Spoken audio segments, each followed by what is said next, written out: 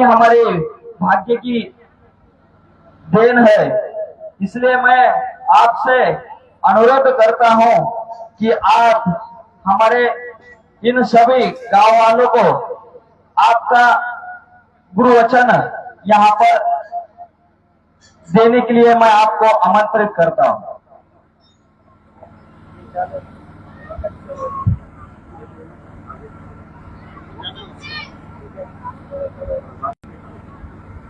आकाश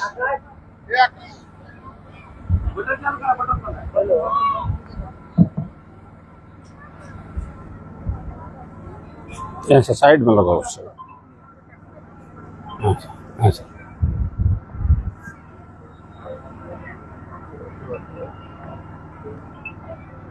ऐसा घुमा दो।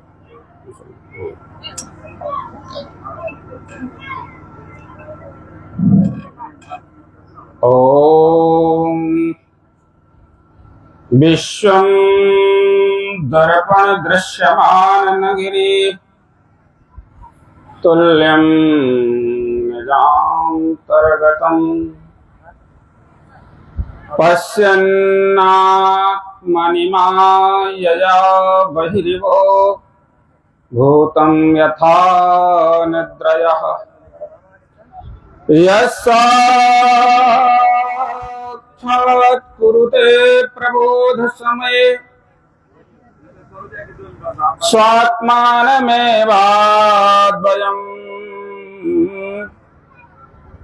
तस्मै श्री गुरुमूर्तये नमिदं श्री दक्षिणामूर्तये।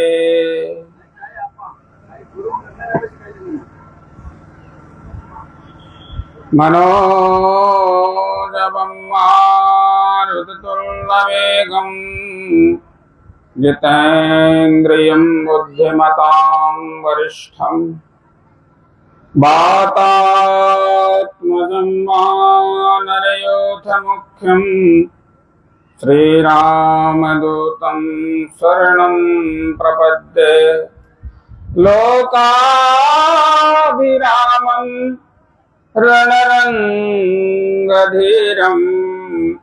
राजीवनेत्रं रघुवंशनाथं कारुण्यरूपं करुणाकरन्तं श्रीरामचन्द्रं शरणं प्रपद्ये। परम प्रेमी सज्जनों, थोड़ा सा भगवान नाम संकीर्तन।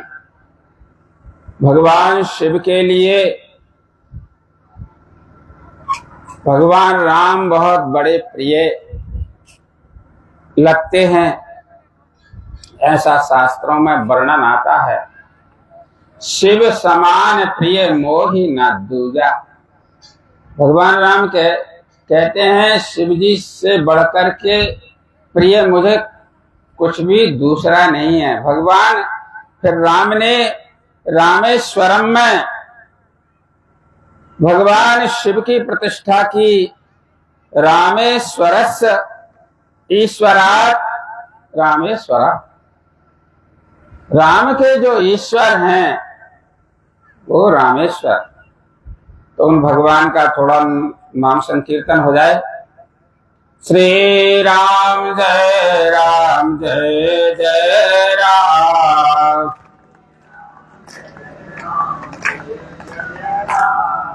श्री राम जय जय राम।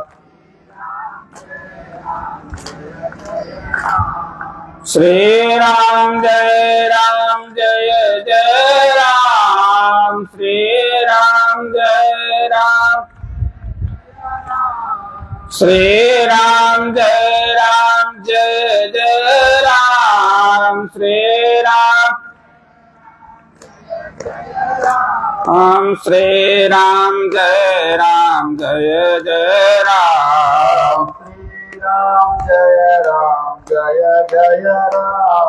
श्री राम जय जय राम। श्री राम जय जय राम। श्री राम जय राम। बोले राजा रामचंद्र भगवान की। जय। उमापति रमापति महादेव की, रमापति रामचंद्र के, हर हर महादेव।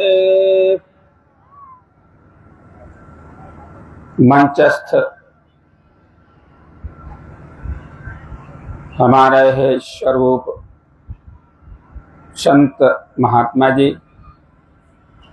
जिनके नाम को मैं जानता नहीं हूँ। क्या नाम आपका?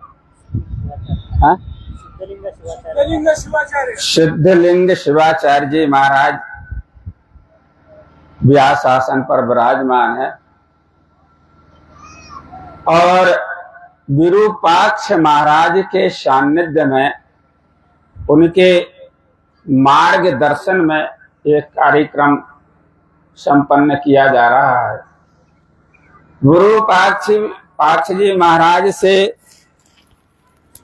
हमारा अनेक बार मिलन हुआ, अनेक बार सत्संग हुआ। तो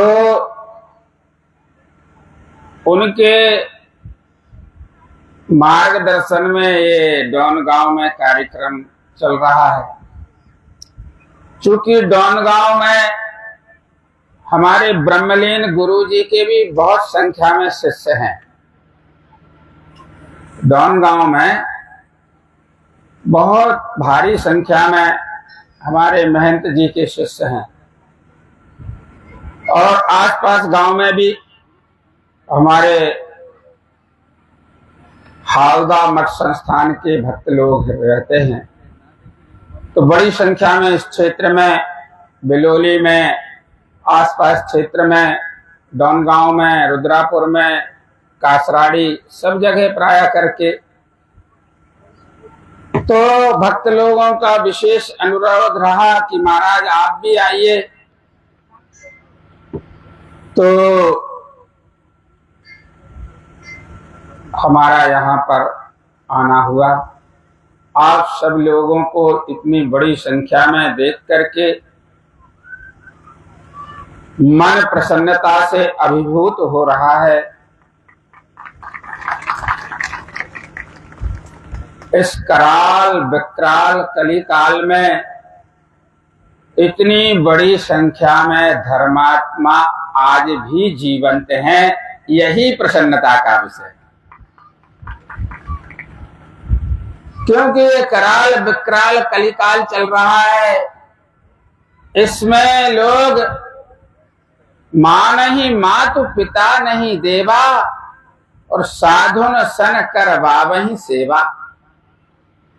माता पिता को नहीं मानेंगे, देवता को नहीं मानेंगे और साधु संतों महात्माओं से तो सेवा स्वताची सेवा कराएंगे। ये कलयुग का वर्णन।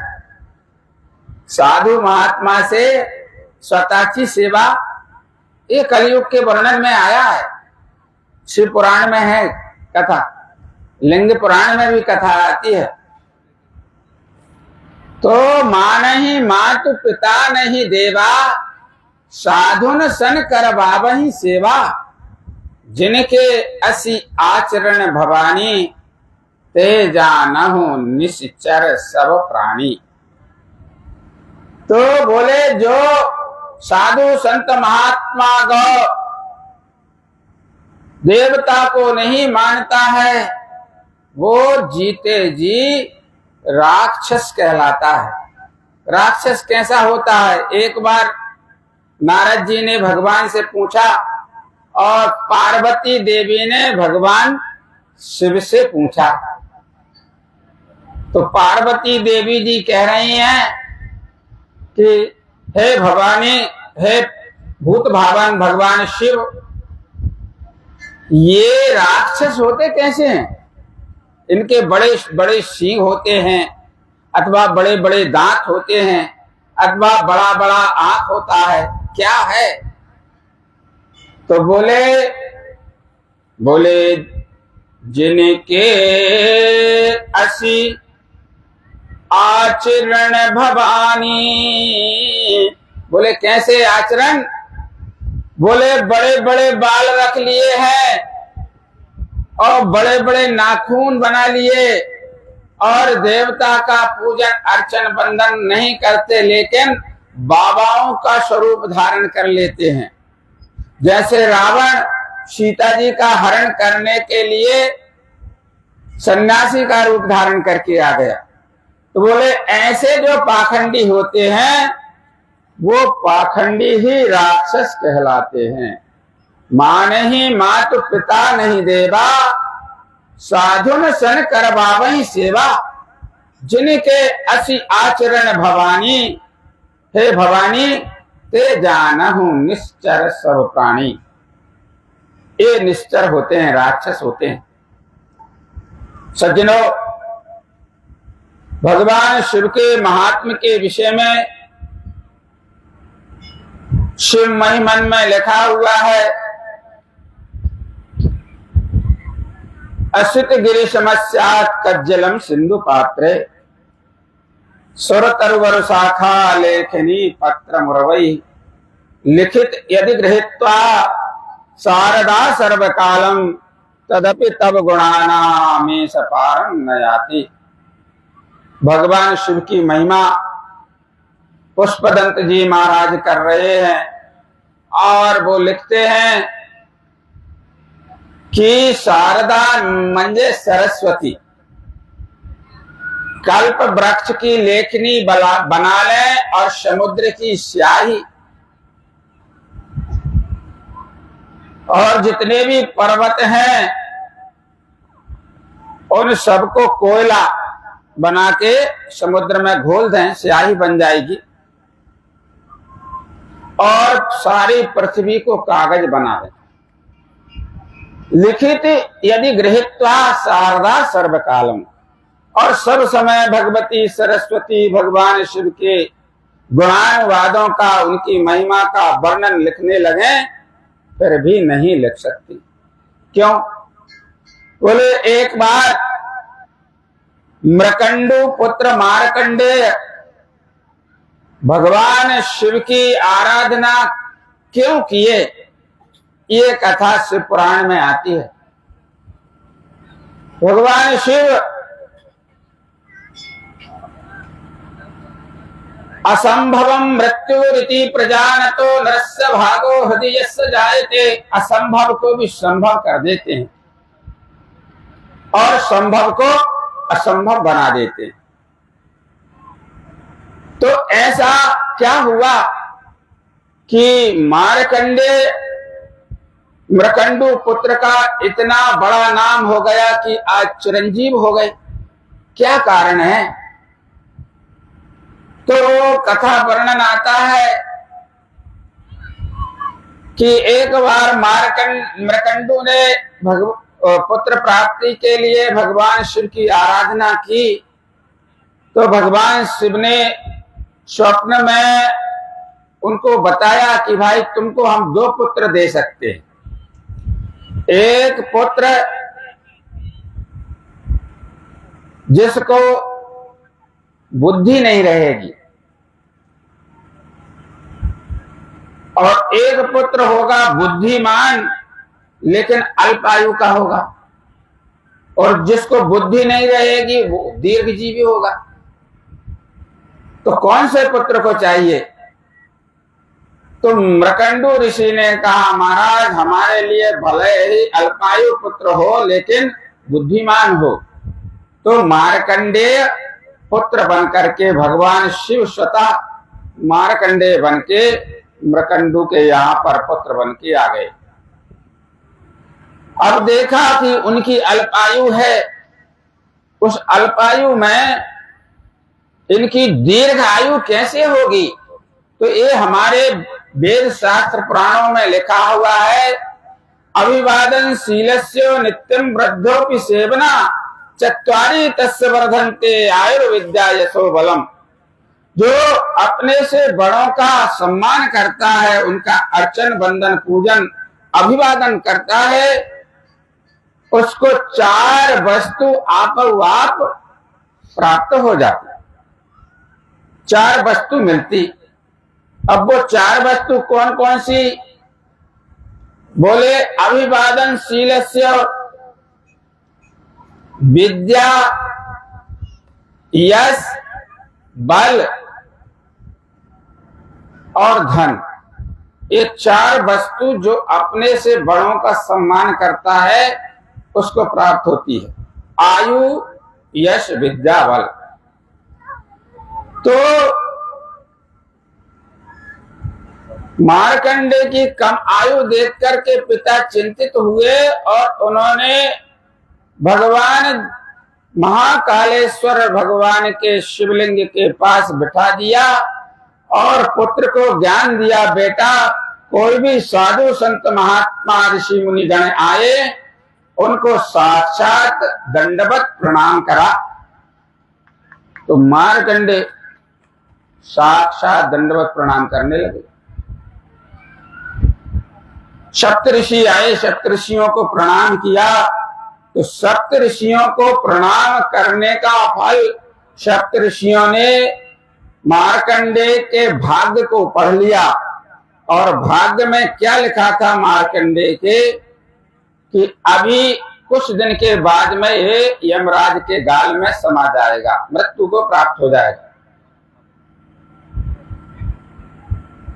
तो सप्तऋषियों में विचार विमर्श हुआ, अब क्या होगा, हमने तो इस बालक को वरदान दे दिया है, आयुष्मान भव, यशस्वी भव, दीर्घजीवी भव, अब हमारे वचनों का क्या होगा। तो सप्तऋषियों ने मिलकर के उस बालक को भगवान शिव की दीक्षा प्रदान की, शिव मंत्र प्रदान किया, जिसको महामृत्युंजय मंत्र कहते हैं, जो मृत्यु को भी जीत लेता है। तो उस महामृत्युंजय मंत्र को प्रदान सप्तऋषियों ने मार्कंडे को किया। अब मार्कंडे बैठ गया भगवान महाकालेश्वर उज्जैन में शिवलिंग के पास में बैठ करके जप कर रहे हैं। अचानक क्या होता है, कोई जबरदस्ती पकड़ करके उनको खींच रहा है, ऐसा आभास हुआ। तो उन्होंने भगवान शिव के लिंग को पकड़ लिया और प्रार्थना करने लगे, आशुतोष इस मोहमयी निद्रा से मुझे जगा देना, विषम वेदना से विषयों की मायाधीश छुड़ा देना, रूप सुधा की एक बूंद से जीवन मुक्त बना देना, दिव्य ज्ञान भंडार युगल चरणों में लगन लगा देना, एक बार इस मन मंदिर में कीजिए पद संचार हरे, पार्वती पति हर हर संभो पाहि पाहि दातार हरे। हे पार्वती के पति शिव, मैं तेरी शरण में हूँ और मैंने सुना हूँ, पढ़ा हूँ, देखा हूँ कि जो भगवान शिव की शरण में चला जाता है वह अभय हो जाता है। यल्लब्ध्वापमान सिद्धो भवति तृप्तो भवति, यद्वेष्टि न रमते नोत्साही भवति, वह सिद्ध हो जाता है, अमर हो जाता है, तृप्त हो जाता है।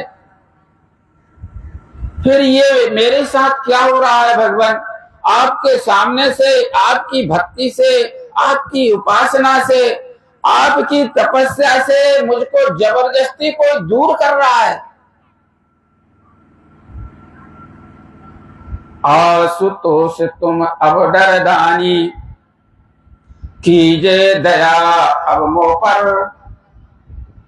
मार्कंडे ने करुण क्रंदन करते हुए द्रवित वाणी में भगवान शिव का प्रार्थना किया है, आशुतोष, हे करुणा निधान, हे अवडर दानी भगवान शिव भोले, हे शिव शंकर, करुणा कर, दया कर, कृपा कर।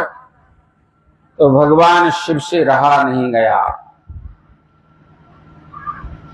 क्योंकि भगवान शंकर इतने भोले हैं कि जरा सी भक्ति में अपने भक्त पर प्रसन्न हो जाते हैं।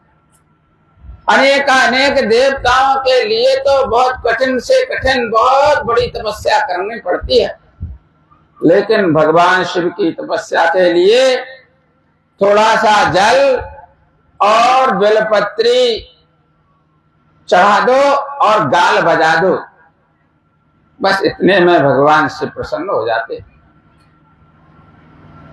तो मार्कंडेय ऋषि ने जैसे ही करुण क्रंदन करते हुए प्रार्थना की, उनकी प्रार्थना को सुनकर के भगवान शिव प्रकट हो गए और शिवलिंग से तर तर तर तर करके प्रकट हो गए।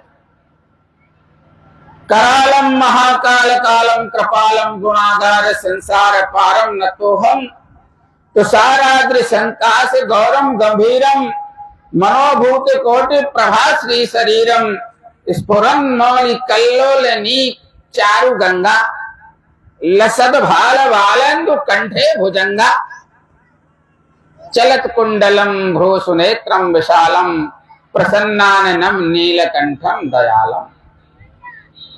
हे भगवान आशुतोष जब प्रकट हो गए तो यमराज डर करके भागने लगा। मैं तो केवल काल हूं, ये काल के भी बड़े बाप, बाप के भी बाप महाकाल हैं। अब इनके सामने तो जैसे ही भागने की कोशिश किया, भगवान शिव ने कहा यमराज सावधान, तू भाग नहीं सकता मेरे सामने से। मेरे भक्त को तू त्रास क्यों दे रहा है, क्यों कष्ट दे रहा है, क्या कारण है? तो यमराज कहने लगा भगवान आप ही ने इसकी आयु का आशीर्वाद 12 वर्ष का दिया है और 12 वर्ष पूर्ण हो गए। अब आपके आदेश का पालन करने के लिए मैं आया हूं, इसको लेने के लिए। तो भगवान शंकर ने कहा कि भाई देख, हमारे आशीर्वाद से 12 वर्ष की आयु मार्कंडेय को प्राप्त हुई, ये ठीक है, लेकिन तू हमारे खाते की आयु से देखना, मनुष्यों की आयु से क्यों देख रहा है? तो सज्जनों, मनुष्यों की जब 100 वर्ष की आयु पूर्ण हो जाती है, तब स्वर्ग के देवताओं का एक दिन होता है। कितना? मनुष्यों की जब 100 वर्ष की आयु हो जाती है, तब स्वर्गादि लोक के देवताओं का एक दिन होता है। स्वर्ग के पवन अग्नि वायु आदि आदि देवताओं के जब 100 वर्ष हो जाते हैं, तो भगवान ब्रह्मा की एक दिन की आयु होती है। और भगवान ब्रह्मा के जब 100 वर्ष बीत जाते हैं, तब भगवान विष्णु जी की एक रात्रि होती है। और भगवान विष्णु के जब 100 वर्ष बीत जाते हैं, तब भगवान शंकर की एक दिन की आयु होती है। तो उस भगवान शिव की आयु से मार्कंडेय की आयु को जोड़ो, तब मालूम पड़ेगा। तो यमराज डर गया, भगवान मुझसे चूक झाली, अतः क्षमा करा, करुणा करा, अब ऐसा गलती दोबारा नहीं होगा। तो भगवान शिव शंकर के खाते से मार्कंडेय को आयु प्राप्त है। अतः जब सब महाप्रलय हो जाता है, तब केवल एकमात्र परब्रह्म लिंगम, केवल परब्रह्म परमात्मा लिंग रूप में रहते हैं और कुछ शेष इस पृथ्वी में नहीं रहता। तब उस कालखंड में, उस अवस्था में भगवान शिव अपनी योग माया से, अपनी शक्ति से ब्रह्मा विष्णु को प्रकट करते हैं। विष्णु भगवान आते हैं, ब्रह्मा जी आते हैं, सृष्टि की रचना करते हैं, विष्णु जी आते हैं, पालन करते हैं। तो बहुत सृष्टि की संख्या जब बढ़ जाती है, तो सृष्टि की संख्या जब बढ़ जाती है, तो अब इस सृष्टि को सही दिशा में पूरा करना चाहिए। तो क्या करना पड़ेगा? तो इसको पूरा करने के लिए भगवान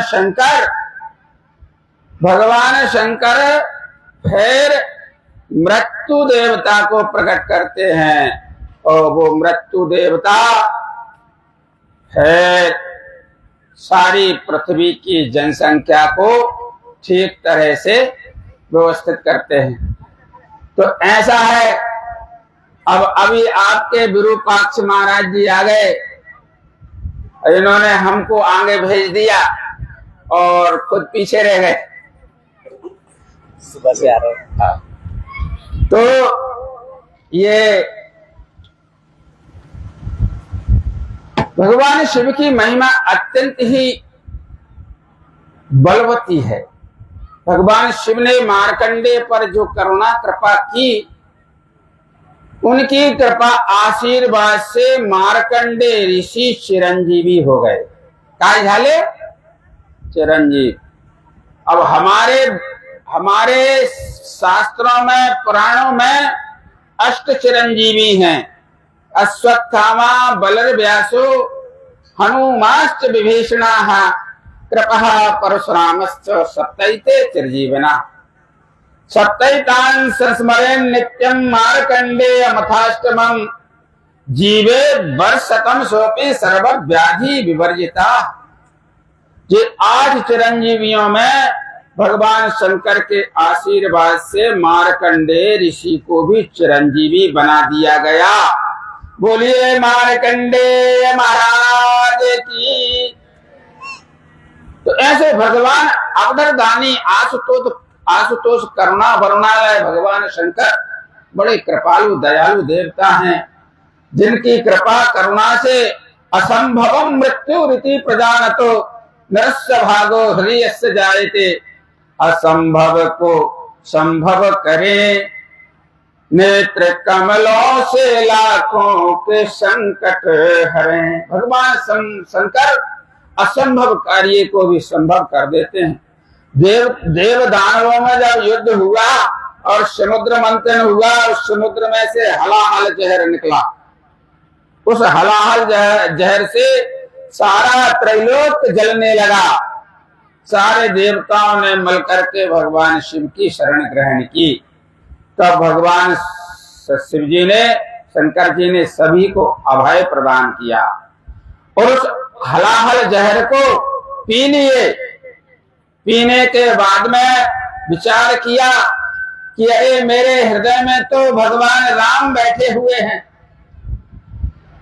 और मेरे पेट में समस्त संसार विराजमान है। यदि ये अंदर चला गया तो सब कुछ गड़बड़ हो जाएगा। तो उस हलाहल जहर को कंठ में ही रख लिया। तब से भगवान शंकर का नाम काय झाले? नीलकंठ। नीलकंठ आशुतोष तुम अवडरदानी। ऐसे भगवान नीलकंठ आशुतोष अवडरदानी हैं, जो सदैव भक्तों पर करुणा कृपा दया करते हैं। शिवमय मन में आता है, त्रयी सांख्यम योगः पशुपति मतम वैष्णवमिति, प्रभन्ने प्रस्थाने परमिद मदः पथमिति च। बोले एक बार भगवान विष्णु ने भगवान शिव की आराधना की। निज मुद हरन नेत्र कमलम। भगवान शिव ने जब आराधना कर रहे थे, विष्णु भगवान सहस्त्र कमलों से, नील कमल से एक एक कमल चढ़ा रहे थे। श्री संभवाय नमः, श्री शिवाय नमः आदि आदि नाम मंत्र लेकर के भगवान विष्णु शिव जी को नील कमल से अर्चन कर रहे। तो भगवान शिव ने विष्णु भगवान की परीक्षा करने के लिए एक नील कमल छुपा दिया। अब वो नील कमल जब छुपा दिया, पूजन समय चल रहा था, एक सहस्त्र कमल में से एक कमल कम गया। भगवान विष्णु विचलित हो गए। अत्ता सांगा काय करा, कैसा होता मेरी पूजा खंडित हो जाती। विचार किया कि लोग मेरे नेत्रों को भी कमल नयन बोलते हैं। भगवान शिव, भगवान विष्णु के नेत्रों को कमल नयन कहते हैं। तो इतने बड़े भक्त थे भगवान शंकर के, विष्णु भगवान, कि उन्होंने अपने नेत्र को काट के निकाल के और भगवान शिव को अर्पण कर दिया। बोलिए शंकर भगवान की। इतने बड़े भक्त थे और वो नेत्र चढ़ा दिया। तो नेत्र चढ़ाने से भगवान शिव ने विष्णु भगवान के ऊपर प्रसन्न होकर के चक्र सुदर्शन, जो चक्र सुदर्शन है ना, गले में तुलसी, मुख में राम और हृदय विराजे सालग राम। जब बोलो जब हरि हरि, चक्र सुदर्शन समर खड़ी। लोग कुछ कुछ कीर्तन गाते हैं तो बोले राम भगवान शिव के इष्ट हैं और भगवान राम के इष्ट भगवान शिव हैं। ऐसा अनन्याश्रय भाव ये हमारे शास्त्रों में वर्णन है। तो अब आगे का पूजन पाठ हो रहा है। इतना ही बोल करके वाणी को विराम देते हैं। थोड़ा सा भगवान का जयकार हो जाए।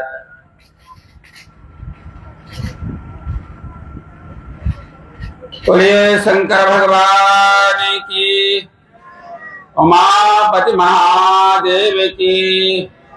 हर हर महादेव।